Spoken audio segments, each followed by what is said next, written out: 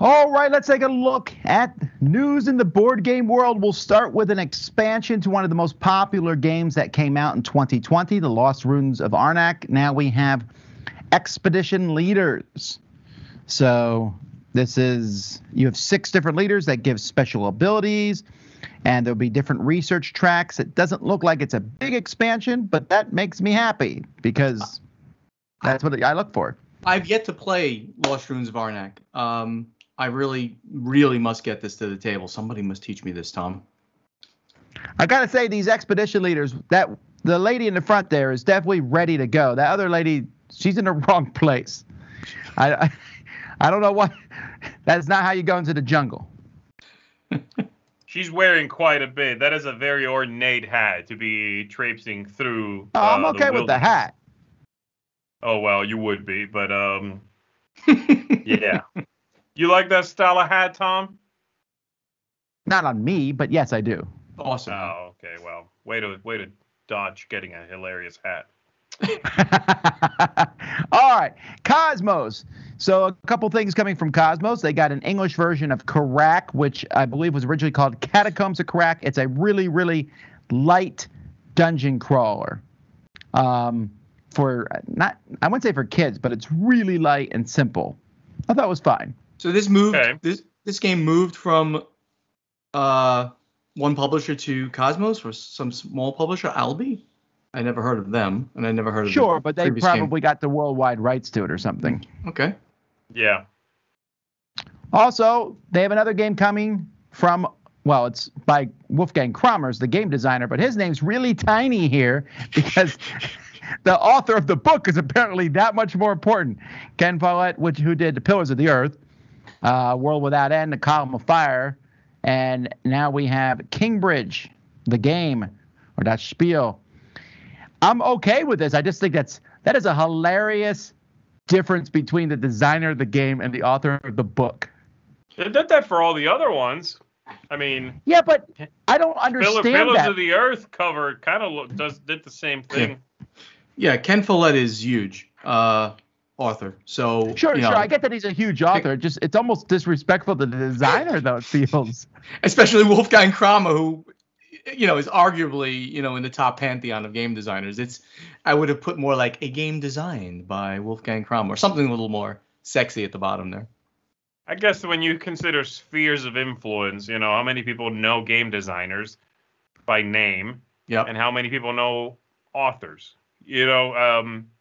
That's, I think, what it is. And the target audience for this is someone who would know that book, not someone who would necessarily know who Wolfgang Kramer is. You know what I mean? Absolutely. So it makes sense, I think, get it. I'm just laughing about it. Yep.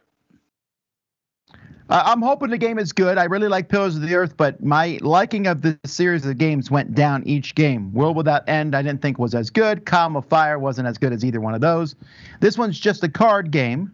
I shouldn't say just, but I mean, it's a card game. The other ones were bigger board games. We'll see. I hope it's good. Yep.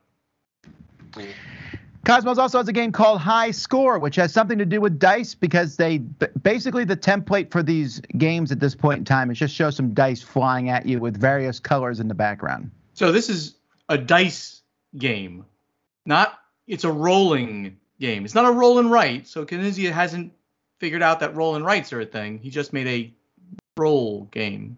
Interesting. He's already done roll and writes. Has he? Yeah, he did a game called Crisscross, which was a roll and write. Oh, okay. Did he do Ra the dice game?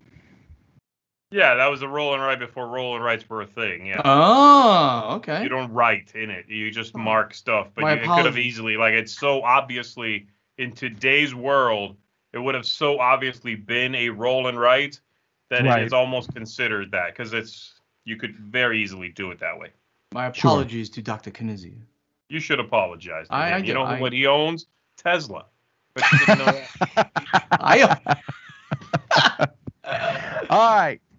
One of Zee's favorite games, The Legends of Andor, has more stuff coming from it. We got Andor Story Quest Dark Paths. This is a solitaire adventure. It says it's supposed to be like a choose your own adventure style thing mixed with Andor. I don't know how that will work. It's from a designer who does RPGs, apparently. So is it going to be like like the book, like the old school, open the book to choose the path? I mean, it's interesting. It doesn't I really would guess give they any do it info via here. cards, but who Yeah. knows? Okay. So, Z, I didn't know that one of your favorite games is Legends of Andor. I would love to play that with you. I haven't played that literally in, 10 years or something like that. I haven't played in a long time too, but I do like the game. I think it's a very well put together package. Maybe a little too much setup in hindsight now. It's like, man, there's a lot of setup, But yeah, it's such a fun, solid game, and I like that they've continued that line. It's done really well for them. Yep, agreed. This is a new, an entirely new thing, and we know so little about it and the way it works that I'm really curious to see how this plays that's out. solitaire, so you can't play that with Buonocore. I meant I'll play the original game with him. But you could play the next expansion. Adds 4 magic-based heroes to the game: Ash, Baz, Errol, and I'm just not saying the names anymore. The last one's an ice demon. Keep going. Start again. Yeah. Ash. No, I'm sorry. Oh, that's not an A. That's Air. Air. Okay, right. What's the next one? A mythical fire creature. So we got Baz, the desert nomad.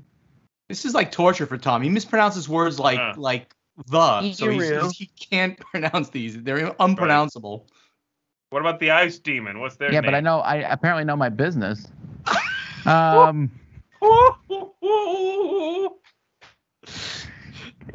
Anyway, no, more heroes is always fun for this game. I like that. They've come out with this with a pack with 4 characters in the past.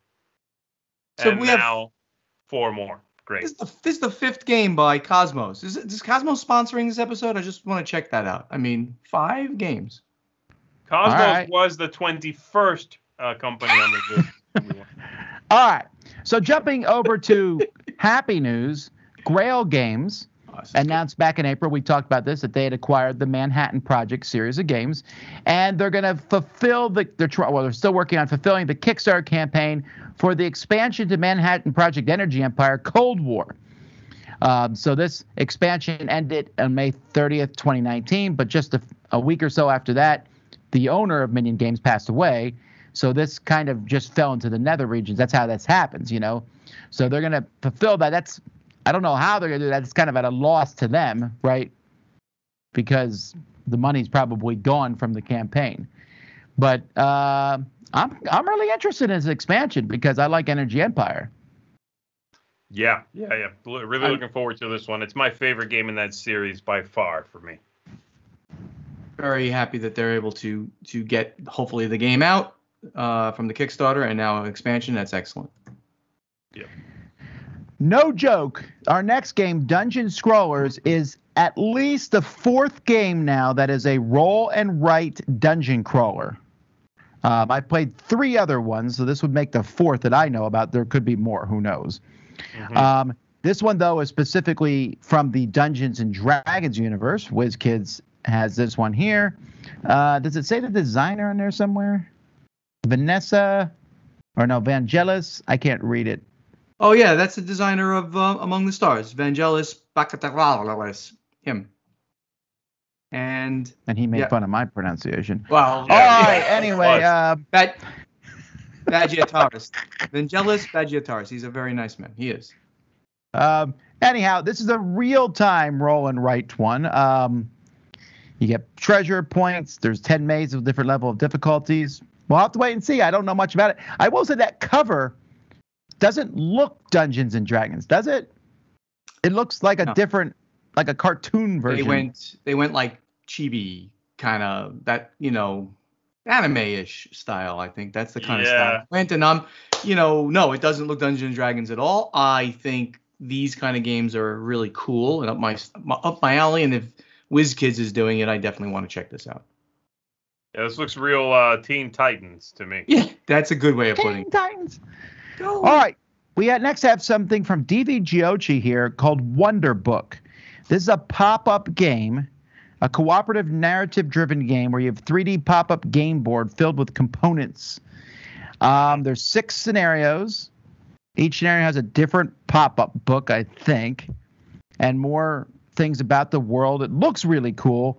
I'm hoping the game is as good as the gimmick.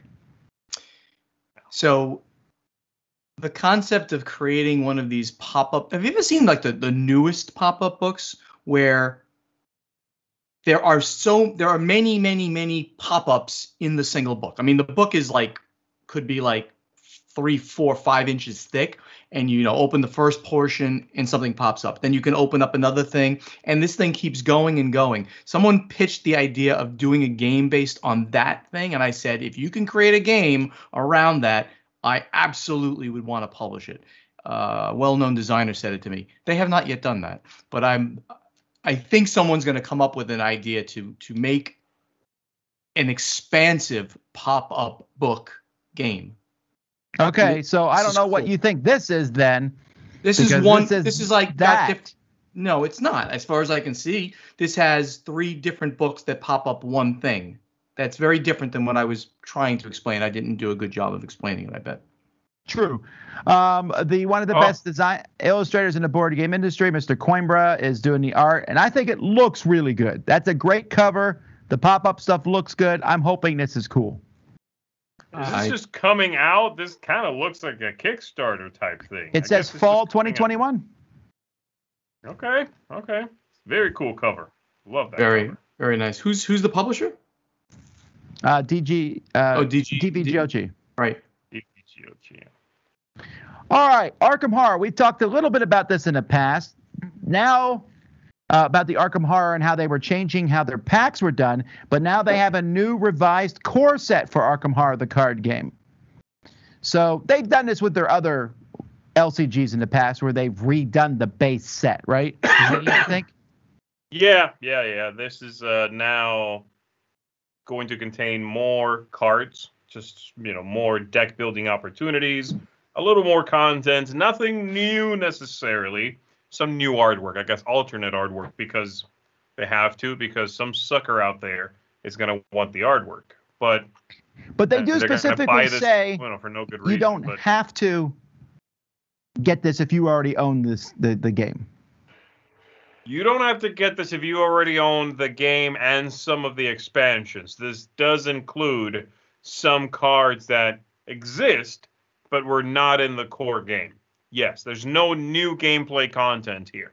I assume also part of the push here is just to make a more attractive package. It is more expensive, but I think is also in the format that their Marvel Champions is featured in, which is it's sort of a taller box now, a bigger package.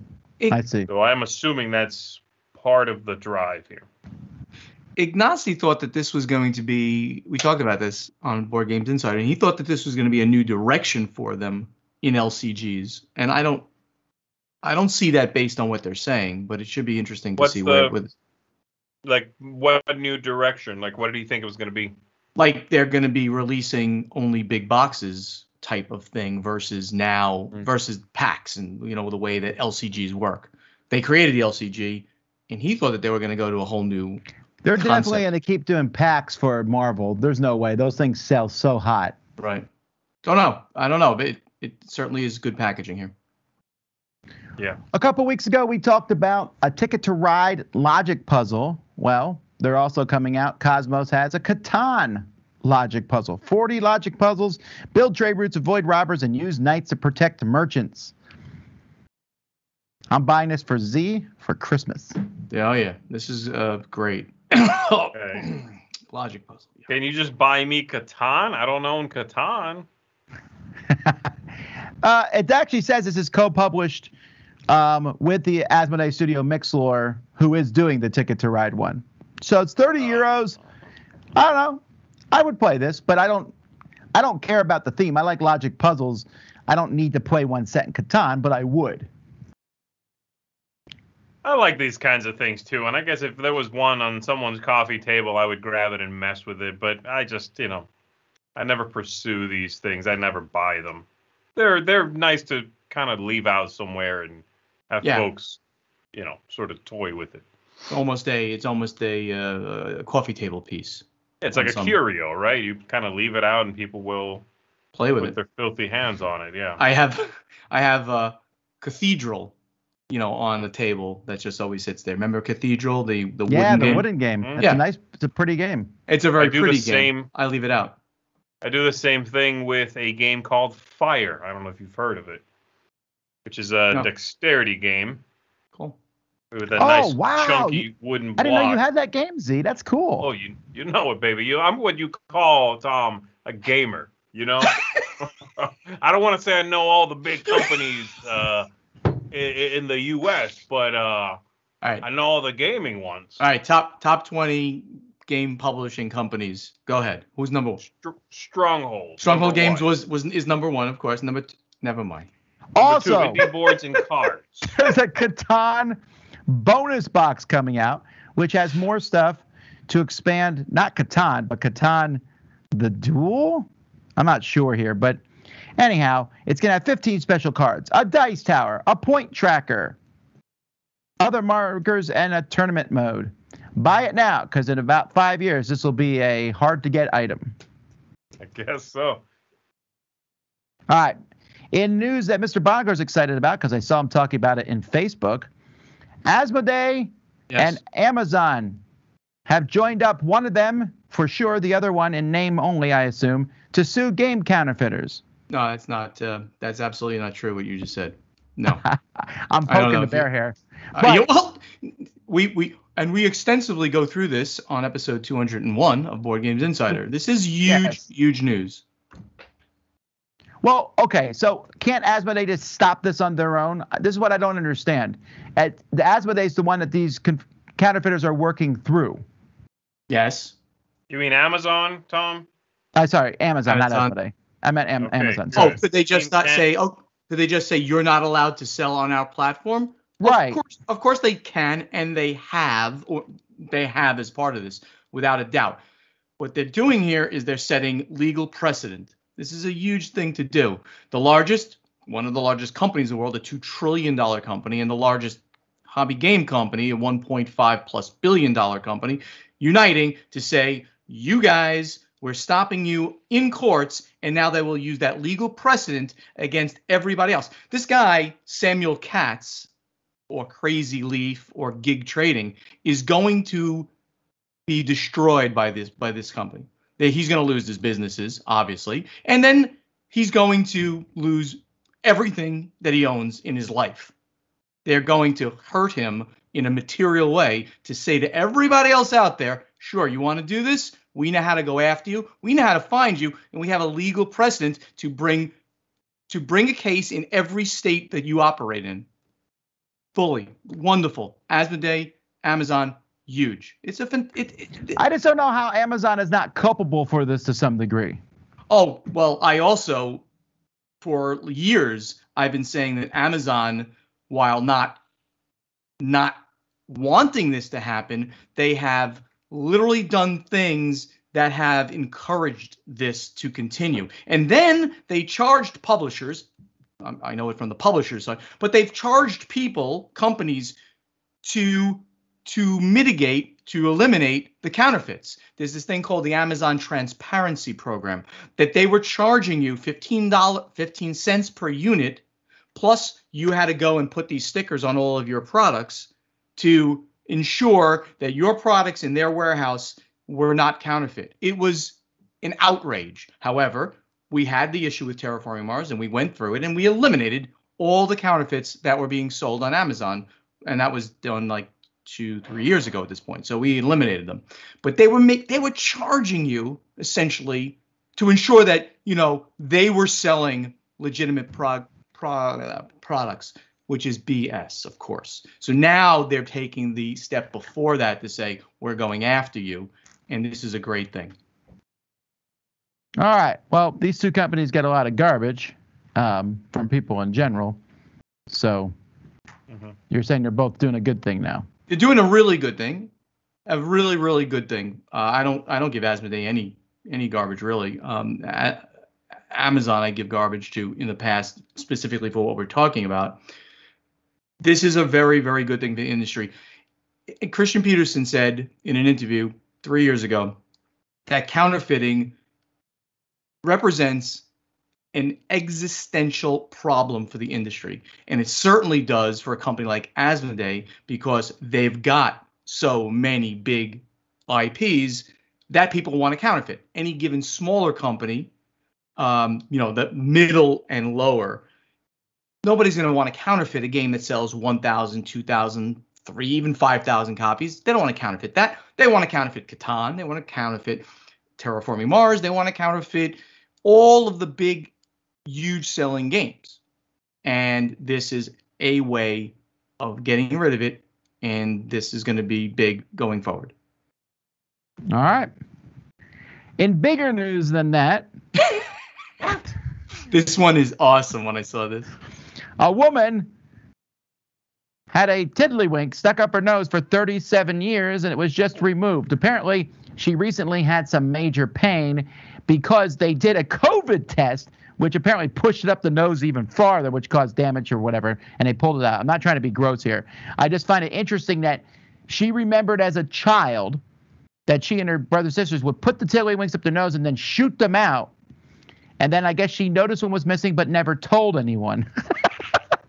So she is blew now it in. grounded for 2 weeks from her mother for lying. Okay, hold up. Yeah. So she had a Tiddlywink, which I believe they're like a flat disc, yes? Yes. See the picture. Well, the picture is two-dimensional, so it could be spherical, and I couldn't tell, right? No, it's like those flat, translucent plastic. That's what they usually look like. Yeah, the ones. Yeah, okay. So she's had this in one of her nostrils for 37 years and never noticed, never felt it. I don't understand. Well, Z, if you remember, someone in the Dice Tower once had an earphone piece stuck in their ear for well over a year. Are you serious? Yeah, what happened was I kept having a slight pain in my ear, so I went to the doctor, and I was at doctor for my 40th birthday checkup. So I went there, and I said, my ear hurts. I don't know why. He looked and he's like, do you use headphones? I was like, yeah, but apparently a long time ago, that little rubber piece on one of the headphones came off, and I use Q-tips a lot, and so I must have pushed it farther in. No, he got it out. I'm good. I have no words. So I'm not giving this lady any garbage. No, I understand it. You and this lady are in exactly the same boat. She had it. Well, it's in I her. didn't do it for that many years. It's in her. It was like in her. You sinuses. need to go to the same. Like you guys have to form some sort of support group for people who like put stuff in their orifices like morons. What are you doing? I got one on my ear right now. But when you take it out, you should know. Here's what I think happened, Z. I think it happened on an airplane that I fell asleep with it in my ear. And then when I pulled it out or whatever to throw it in my bag, that these things happen. Not to me. Yes, I don't know. I guess so. It just seems so strange to me that you wouldn't have noticed there's something in your nose or your ear for, in this case, decades. I don't know. 7 I'm not years. a doctor. As I said before, I'm a gamer, but this seems ridiculous. Alrighty. Well, awesome.